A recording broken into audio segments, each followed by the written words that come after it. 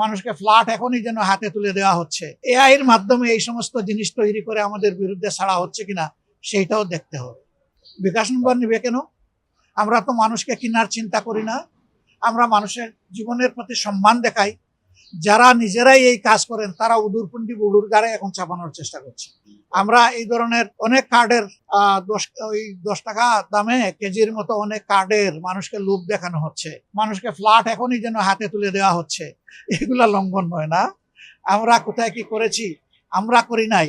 নিজেদের লোক দিয়ে এআই এর মাধ্যমে এই সমস্ত জিনিস তৈরি করে আমাদের বিরুদ্ধে ছাড়া হচ্ছে কিনা সেইটাও দেখতে হবে।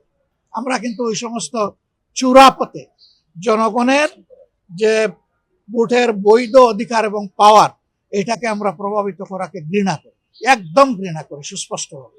54 বছরের বস্তা পচা রাজনীতি আর চলুক আমরা চাই না।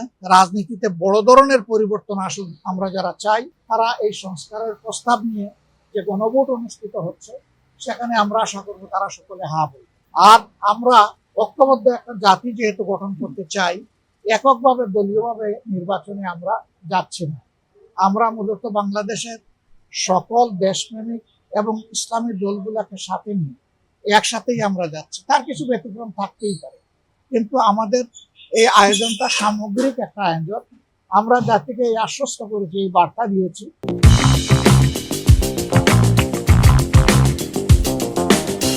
একা নয়, বাংলাদেশ সবাই মিলে আমরা করব। এই জন্য আমাদের স্লোগানই হচ্ছে এসো একসাথে গড়ি বাংলাদেশ। আমরা সবাই মিলে ইনশাল্লাহ এই বাংলাদেশ গড়ব। কাজেই সাংবাদিক বন্ধুদের মাধ্যমে এই বার্তাটি আমি দেশবাসীকে এবং প্রবাসে অবস্থানরত যারা আছেন আমাদের প্রবাসী ভাই বোনেরা তাদেরকে পৌঁছে দিলাম। একই সাথে সরকার এবং নির্বাচন কমিশনকেও তাদের দায়িত্ব স্মরণ করিয়ে দিলাম। আর আমরা আজকে যে সফরে বের হচ্ছি, কার্যত ঢাকার বাইরে এই সফর দিয়ে আমাদের কার্যক্রম শুরু।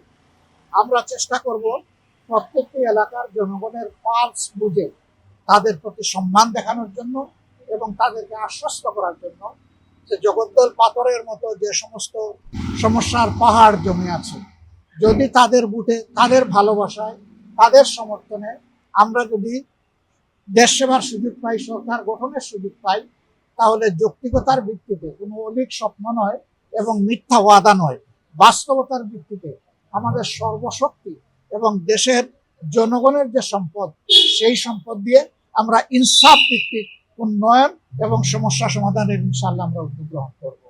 আমরা সবাইকে ধন্যবাদ জানাই, বিশেষ করে যুব সমাজ, তাদের প্রতি আহ্বান জানাই যে ভাই, তোমাদের রক্তেই আজকের এই বাংলাদেশ, আজকে 26-এর এই নির্বাচন, তোমাদেরকে এখানে আরো কিছু দায়িত্ব পালন করতে হবে যাতে এই নির্বাচনটা বাংলাদেশের ইতিহাসে একটা গৌরবজনক, একটা স্মরণীয় নির্বাচন হয়ে থাকে।